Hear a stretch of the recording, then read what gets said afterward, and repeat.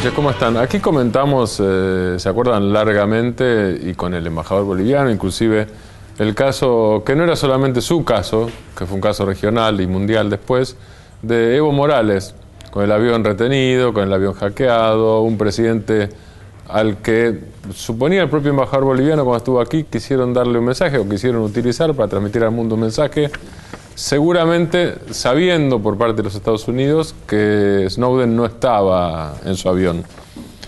Como ocurrió con Lula, varias universidades argentinas quieren darle un honoris causa a Evo Morales. La que encabeza la oleada de intención de honoris causa es la Universidad de Lanús.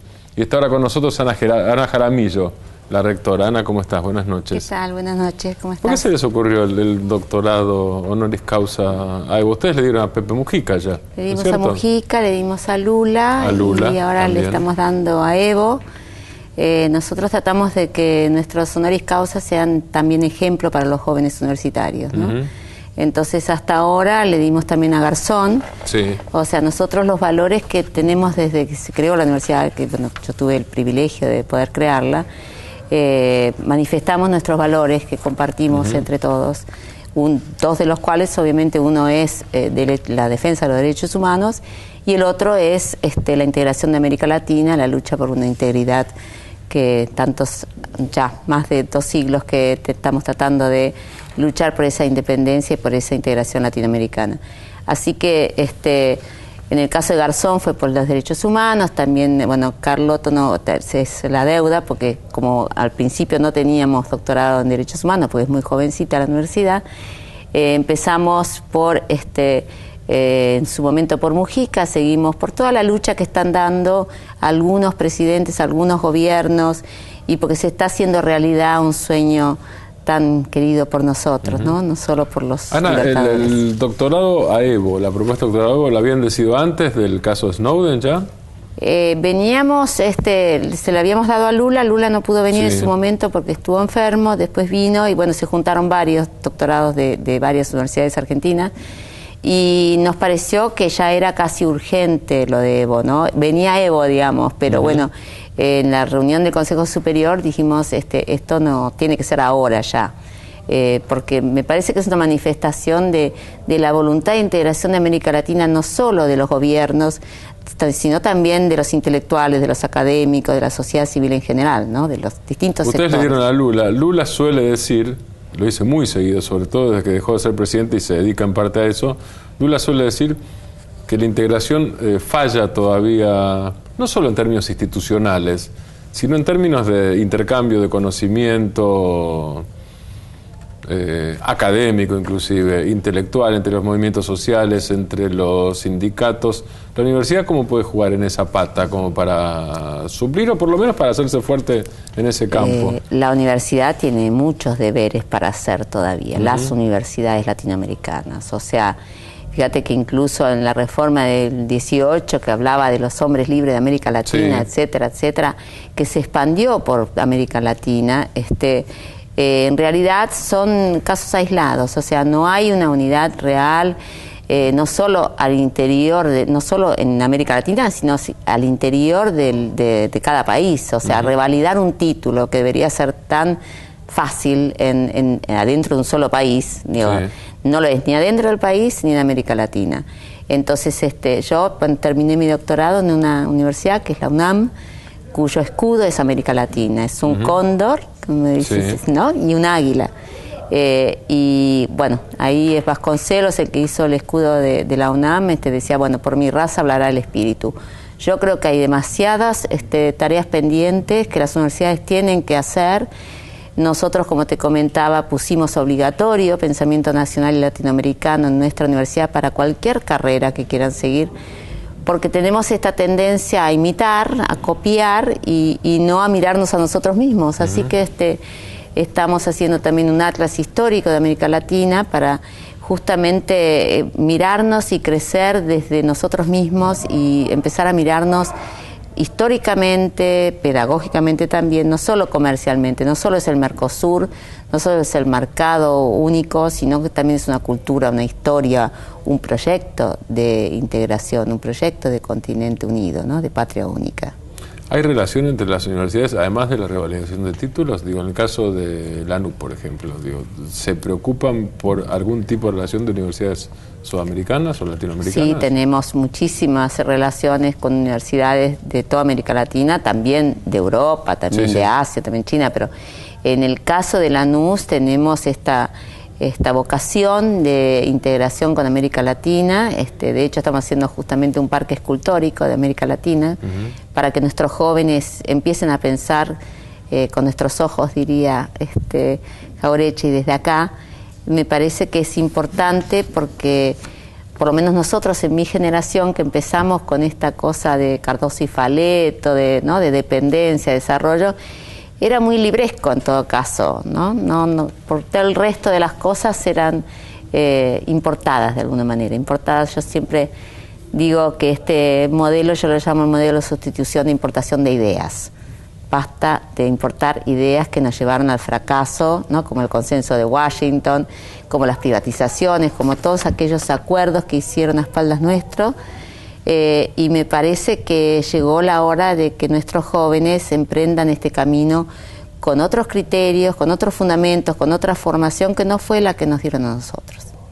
Algunos dicen que, sobre todo, depende de lo que tomes. Si tomás el 99 como comienzo del mandato de Chávez, o primero del 2003 como comienzo del mandato de Lula, y en ese mismo año, 25 de mayo, comienzo del mandato de Néstor Kirchner, algunos dicen que la política en esos años, tomes el año que tomes, en Sudamérica básicamente y en la mayoría de nuestros países, está realizada, no es que está todo realizado, digo, está realizada y subreflexionada.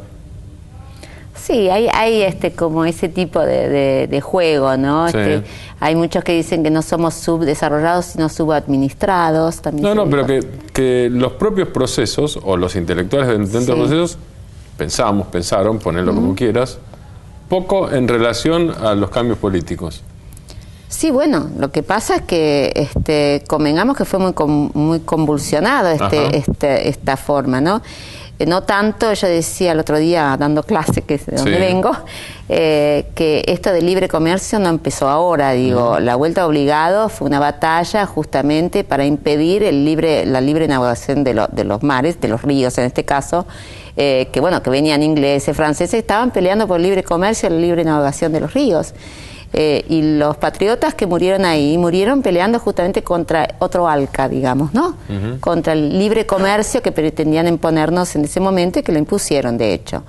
Ahora, siempre, cuando es tan convulsionado, o sea, quizás nunca esperamos algo tan brutal y tan fantástico al mismo tiempo como cuando Kirchner le dijo a Bush que no, y que se volviera, digo, ¿no? Eran fantasías quizás de los setentistas, y que la vimos realizada en un momento dado junto a Chávez y junto a los otros presidentes de América Latina. Sí, hay que seguir pensando que la integración no es un hecho, que hay algunas personas que siguen queriendo volver para atrás, ¿no? Y yo siempre digo, no es el juego de la oca, digo, el pueblo padeció mucho, hubo muchos muertos, hubo muchos desocupados, con este famoso consenso de Washington y con todo lo que se hizo durante los 90 en todos nuestros países, y ahora están padeciendo en Europa. Así que sí tenemos que reflexionar, y en eso las universidades tienen una obligación muy importante de reflexionar en el cómo. Yo siempre digo que el político busca el cómo y el académico busca el por qué, el qué. No, es hora que investiguemos el cómo se hace. El cómo. ¿De qué diste clase ahora, recién? De políticas públicas. ¿De políticas públicas? ¿Del cómo? Del cómo. O sea que no, justamente lo que decimos es que lo que propongo que esta universidad se dedique justamente también no solo a enseñar el cómo se resuelven los problemas argentinos y latinoamericanos, no solo el por qué, sino el cómo. ¿Cómo resolvemos el tema? Yo el otro día en un programa decía, ¿cómo resolvemos el tema de la seguridad? ¿Cómo formamos personas que sepan y que entiendan que no es una disciplina histórica, ¿no?, de las típicas universidades, que no hay seguridad como carrera? Nosotros pusimos la carrera como seguridad ciudadana. Sí. Y también ponemos distintas carreras que hacen a resolver, por ejemplo, el problema de la gestión ambiental urbana. Vos que sos de la zona, la cuenca Riachuelo Matanza, que son 3 universidades comprometidas ahí, La Matanza, Lomas y Lanús. No queremos que hagamos 20.000 millones de papers y de conferencias solamente, sino que hagamos propuestas concretas. Sí, ¿qué hace con los basurales a cielo abierto, sí, por ejemplo? Y que no es ni un tema arquitectónico, ni un tema solamente epidemiológico, ni un tema de ingenieros, sino es un tema que es transversal a todas las disciplinas, es intertransdisciplinario. Entonces, hay que explicarle a nuestros jóvenes, por ejemplo, en una maestría de políticas públicas, que tenemos que investigar el cómo se resuelve y no se investiga desde una sola disciplina. Ana, muchas gracias. No, gracias a vos. Ana Jaramillo, rectora de la Universidad de Lanús. Ya volvemos.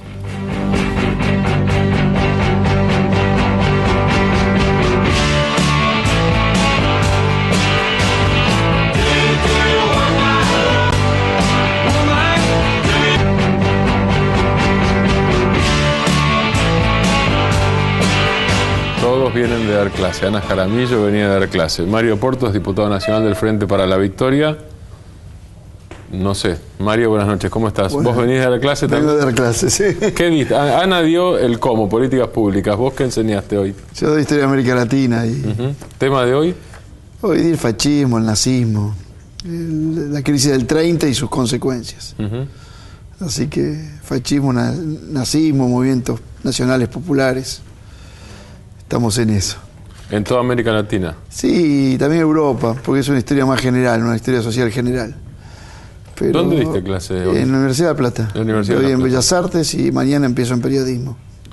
La repercusión, digo, el ida y vuelta con los alumnos es, ¿vos lo ves más intenso, menos intenso? Digo, ¿hace cuánto que sos docente, Mario, vos? Y 40 40 años. Bueno, o sea, 40 no, 35. Podés comparar, digo, en tu... Y lo que pasa es que ahora yo estoy en otra situación, doy teóricos, entonces a veces los teóricos son muy numerosos. Sí. Y el ida y vuelta es más dificultoso. Mis adjuntas y los ayudantes tienen una relación más intensa con los chicos. Digo, yo no hablan mucho, no me preguntan mucho. No te preguntan mucho. Pero de todas maneras es mucho más intenso y los chicos los vemos mucho mejor formados que hace 8 años o 10 años. Hay interés. Hay interés. Yo doy una historia en carreras que de chicos no van a estudiar historia, ¿no? O sea, los chicos que hoy dimos van a estudiar cine. Pero se los ve interesados, tuvimos buenos parciales. Bien. Vos venís de la Conferencia de Población y Desarrollo de la Comisión Económica para América Latina de la ONU, de la CEPAL. Población y Desarrollo hoy sigue siendo, hasta hace unos años, o hasta hace poco, el tema era migraciones. Sí. ¿Migraciones sigue siendo un tema central? Sí. ¿Cuáles son los nuevos temas que aparecen? Claro, es buena pregunta. Porque esta conferencia que se hizo en Uruguay, ¿no? Sí. La semana pasada en Montevideo, es la preparatoria para la conferencia que se va a hacer el año que viene en Naciones Unidas, que se cumplen 20 años del Cairo. El Cairo en el 94 fue la gran conferencia de la discusión entre población y desarrollo y yo tuve la suerte de estar ahí. Y ahora se está evaluando el Cairo y se va a ir más para adelante. Cuando América Latina charla regionalmente, el tema de migraciones no es tan fuerte ni es tan impactante. Cuando se discute a nivel general el tema de migraciones, es más difícil porque los países desarrollados son muy intransigentes en eso. Y la región, y Argentina en particular, ha avanzado mucho en el tema de migraciones con respecto a la apertura, a entender las migraciones limítrofes, a dar más facilidades, y a una filosofía que yo comparto, que es que las leyes duras de migraciones lo único que logran es producir ilegales. Producen mafias que se dedican a ilegales, eso. porque los movimientos migratorios, que en general son movimientos de pobreza, cuando alguien decide ir a otro lugar de donde vive, llega. Si uno le facilita, se legaliza. Si le pone muchos obstáculos, vive ilegalmente. Hay países que ponen verdaderos estados policiales para impedirlo. Argentina eligió otro camino, fundamentalmente con los compatriotas de América Latina, ¿no? Con el plan Patria Grande. Y ¿el orden cuál es? ¿Paraguay, Bolivia, Perú? ¿En la Argentina? Sí. Paraguay es el mayor. Paraguay es el mayor. Sí, el último censo lo reafirma. Bolivia y Perú. Y Perú con un importante crecimiento, ¿no? En los últimos tiempos. De todas maneras, el gran tema de la conferencia de CEPAL de Montevideo fue equidad de género y salud reproductiva y derechos sexuales. Ese fue el gran tema. Discutido en Uruguay. Claro, digo, país donde hubo un veto a una ley de aborto seguro por parte de Tabaré Vázquez y después un avance por parte de... Pero es un país de vanguardia junto con la Argentina. Y muy interesados estaban ellos en que se hiciera en Montevideo. Hicieron el borrador de documento regional, interesante. Todos temíamos que el debate pudiese quedar estancado y no avanzáramos más sobre los objetivos del Cairo. Se avanzó más. Realmente... A ver, perdón, vos decís avanzado junto con la Argentina, y yo te pregunté y te mencioné el tema aborto libre y seguro en la pregunta. Sí, pero eso quiere decir que el proyecto en no solo es aborto, no eso digo, pero en eso sí es avanzar. Digo, hay diputados y el corte es transversal en esto, sí, que lo propusieron, la propia Juliana Di Tullio, que ahora es presidenta. Probablemente que aparte en un momento muy cercano se debata. Pero también se ha reafirmado un concepto que en el Cairo se discutió mucho, y que es que en el caso que los abortos no estén penalizados, se deban hacer en condiciones adecuadas. En Argentina hay casos que no están penalizados. Sí. Por otro lado, es muy importante todo el debate de salud reproductiva y salud sexual y atención de los adolescentes, porque nosotros creemos que ahí tiene que haber intimidad, pero también tiene que haber posibilidad de los adolescentes de acercarse a los lugares de salud. ¿Qué es lo que frena eso, Mario? ¿O qué lo dificulta? Pues sean las posturas más conservadoras, sí, los obstáculos. En términos prácticos. Y bueno, la discusión sobre si un adolescente tiene que tener autonomía para ir a un servicio de salud reproductiva a partir de los 16 años, sí, o tiene que tener tutela. Ahora, hay adolescentes jefes o jefas de familia a los 16 años en la Argentina. No solo eso, hay una maternidad muy temprana. Claro. Y uniones tempranas, cuando uno fundamentalmente lo segmenta por clase social, ahí se ve con mucha más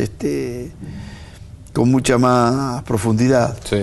Pero hay un principio que se votó hace 20 años a nivel internacional y que reafirmamos, y que creo que es el ordenador de este tema, es que es un derecho que debe ser un derecho universal, que toda persona decida libremente el número de hijos que tiene y la espaciedad entre un hijo y otro. Sí. Y para eso hay que montar un sistema de salud reproductiva y garantizar los derechos sexuales. Después hay posturas más radicalizadas, más moderadas, pero ese principio es el que uno tiene que tener como piso para lograr en la región que la persona tenga libertad. Y por el otro lado sabemos que hay que tener una política para evitar cualquier maternidad anterior a los 14 años y retrasar las uniones, porque eso implica una reproducción de la pobreza que está comprobado. ¿Y retrasar las uniones cómo? No, que una unión de pareja muy temprana, de 12, 13 años, 14 años, genera una maternidad muy también temprana, abandono escolar. Sí. El abandono escolar implica luego precariedad salarial, claro, y reproducción de la situación anterior, ¿no? Con decisiones que no siempre son deseadas, aun cuando sean aparentemente deseadas. Y después, bueno, hay que dar libre acceso a los métodos anticonceptivos. Ese es un tema de justicia social, no es de moral, porque quien pueda adquirirlos porque tiene dinero en una farmacia, claro, o en una clínica, es injusto que una persona no lo reciba en forma gratuita si no lo puede adquirir. Y bueno, ese es otro tema que se discutió mucho. Bueno, y después está, para salir del tema de género y reproductivo, fue muy amplio en su lenguaje, el documento, en entender las diversas opciones sexuales, que me parece que es un gran avance también de la región. Había posturas hace 20 años muy conservadoras que impedían avanzar en eso. Me parece que otro gran tema es el tema de la relación entre hábitat y medio ambiente, ¿no? Y la situación de los sectores más pobres vinculados a vivir en los lugares de peor situación ambiental. Que son los que tienen peor salud después por aguas contaminadas o por eso implica un gran tema de futuro, ¿no? Un gran tema de futuro, digo futuro inmediato, sí, sí. Que es la discusión de la tierra urbana, ¿no? Que es sectores más empobrecidos son empujados a los lugares más inhabitables.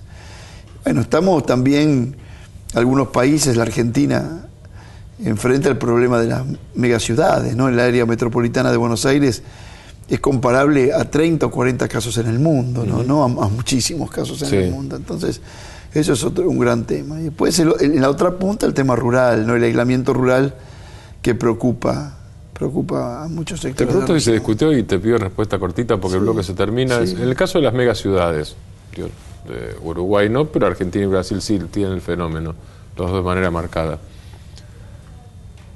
¿Hay algún avance como tendencia a mirar en creación de nuevos centros, inclusive para migración interna, para que la migración interna, lo ideal sería que no fuera necesaria, pero si fuera necesaria o inevitable, no se dirija siempre al mismo sitio y termine dificultando políticas públicas?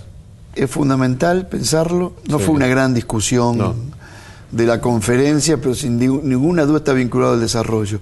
Yo digo siempre, la gente se distribuye bien, porque va a lugares donde puede tener acceso al trabajo, a la cultura, a la educación de sus hijos. Lo que está mal distribuido muchas veces en las regiones que están concentradas, fundamentalmente en los puertos, son las posibilidades de desarrollo interior. Eso lo ve uno en el intercenso argentino, ¿no? O sea, creció más en porcentaje, ¿no? En términos absolutos, la Matanza que las ciudades intermedias. Sí, Buenos Aires, la capital federal no creció. No la crece, Matanza, pero sí crece con urbano, primer y segundo cinturón. Mario, muchísimas gracias. No, muchas gracias a vos. Mario Porto, diputado nacional, y ya volvemos con el último bloque sobre una zona libre de armas nucleares, esta.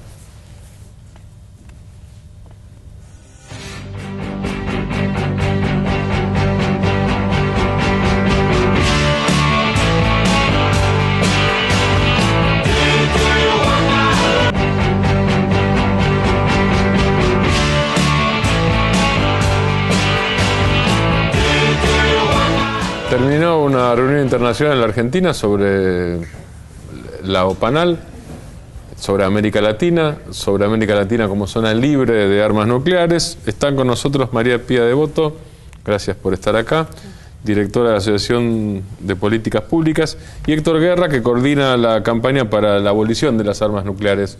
Gracias, Héctor, por venir.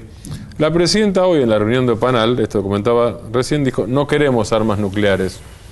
Hay una relación siempre con la perspectiva del Reino Unido en Malvinas, pero también, ustedes lo saben mejor que yo, el continente tiene una historia. Brasil y la Argentina en dictadura fabricaban o querían fabricar, no llegaron a hacerlo afortunadamente, bombas que iban a arrojar seguramente o que iban a utilizar sin arrojar como elementos disuasivos contra el otro. ¿Hoy en qué punto estamos en la región? Bueno, nosotros no venimos de dar clase. Sí, ustedes no vienen de dar clase. Pues bien, no, Ana Jaramillo viene a dar clase y Mario Porto viene a dar clase. Nosotros no venimos a dar clase, pero estamos buscando el cómo poder conseguir un mundo libre de armas nucleares. Latinoamérica y el Caribe tienen una tradición por ser la primer zona libre de armas nucleares. En la reunión que estuvo la presidenta fue la reunión de la Comunidad Latinoamericana y del Caribe, hay una declaración sobre el desarme nuclear y el mundo está yendo a una nueva discusión sobre el desarme nuclear total. Ese es el punto en el que estamos hoy. Esta discusión recién está comenzando. ¿El mundo está yendo para bien o para mal?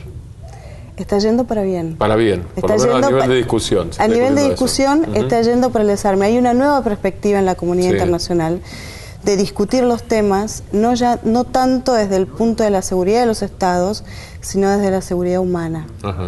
Hay una perspectiva de impacto humanitario, y es evidente que en el impacto humanitario no hay nada más indiscriminado, nada que puede causar más catástrofes que las armas nucleares. Y están habiendo discusiones en ese sentido. Héctor, en el mundo cuando se discute eso, no solo quienes están a favor y quienes en contra. Los que están a favor del desarrollo de armas nucleares, ¿qué cosa argumentan? Bueno, siguen una línea discursiva que prevaleció durante la Guerra Fría, diciendo que si no hubo una tercera guerra mundial fue gracias a la existencia de estas armas, lo cual es una falacia. ¿Por qué? Pues la misma existencia de estas armas representa una gran amenaza para la seguridad de toda la población mundial. En un principio la existencia de estas armas se planteó como una forma de responder al menos por parte de Estados Unidos, a la supremacía en términos de armas convencionales de la Unión Soviética en el frente europeo.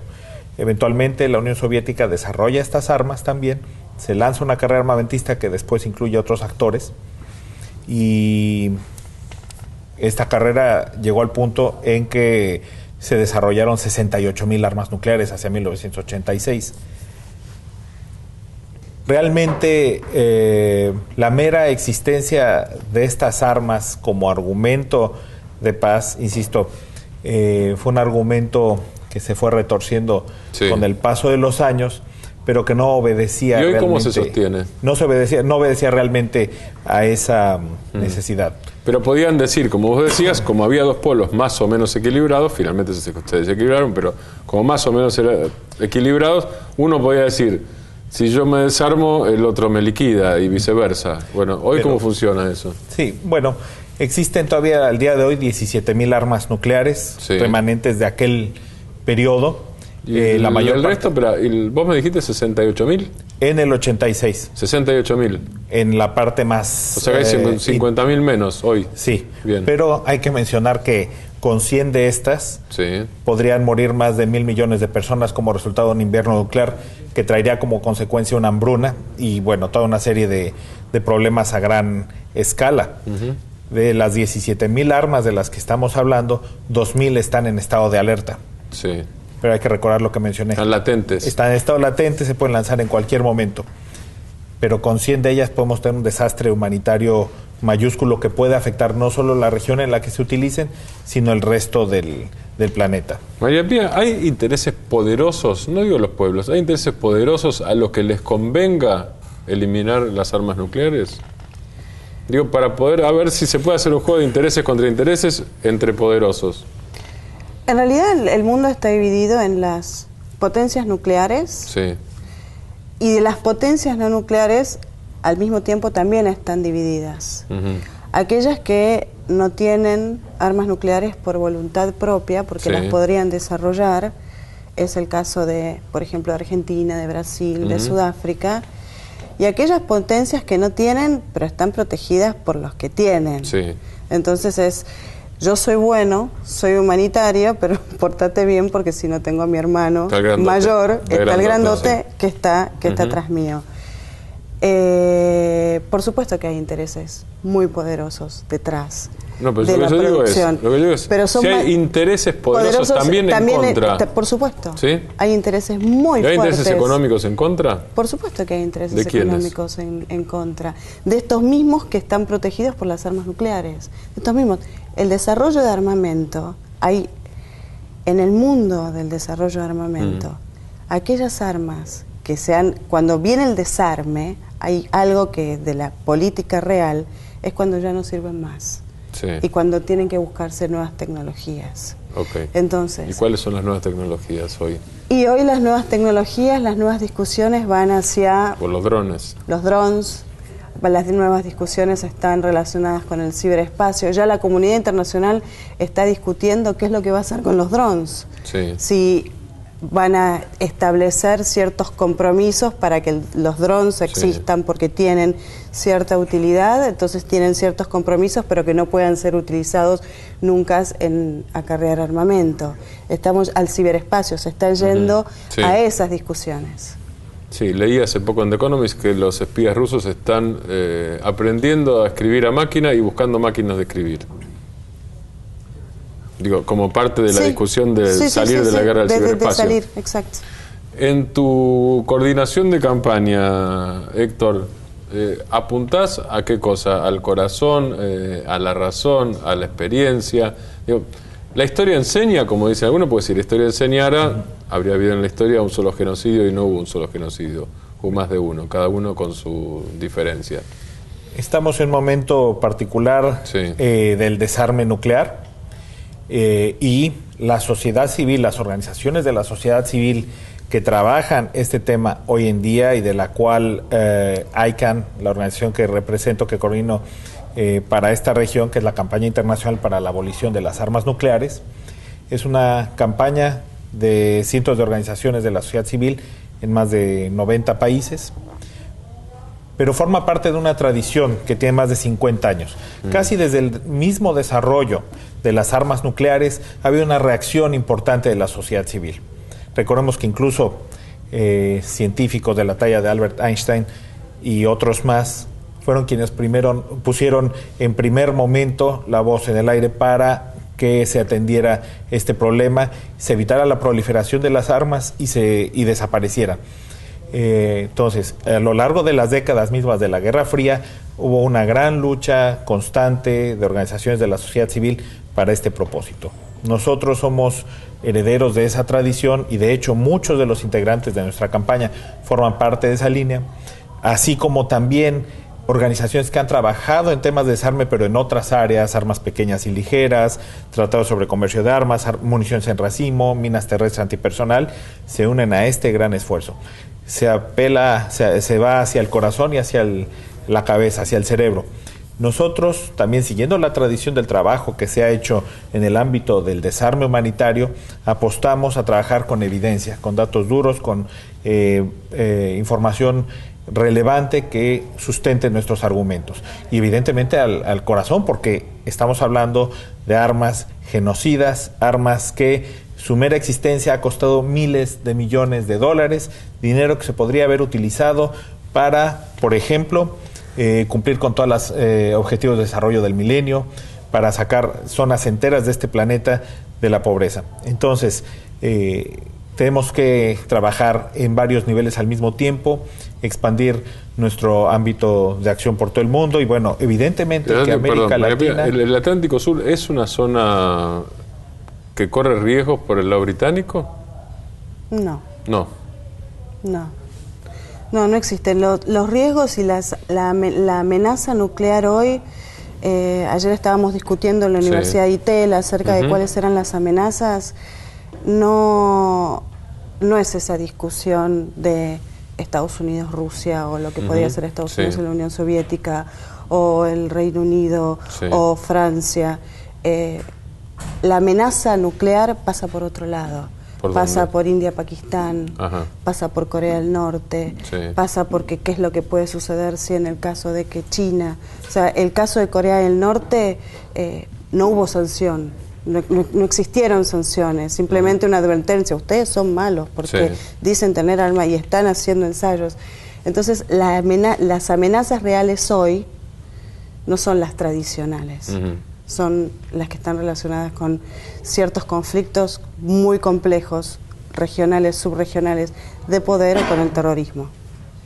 María Pía y Héctor, muchísimas gracias. Todo un placer, muchas gracias. Nos vamos con ustedes y nos vamos con Lula. Recuerden, la democracia es movimiento perpetuo y la política no es pacto de silencio, por eso estamos aquí en este programa. Chao, hasta el jueves que viene y muchísimas gracias.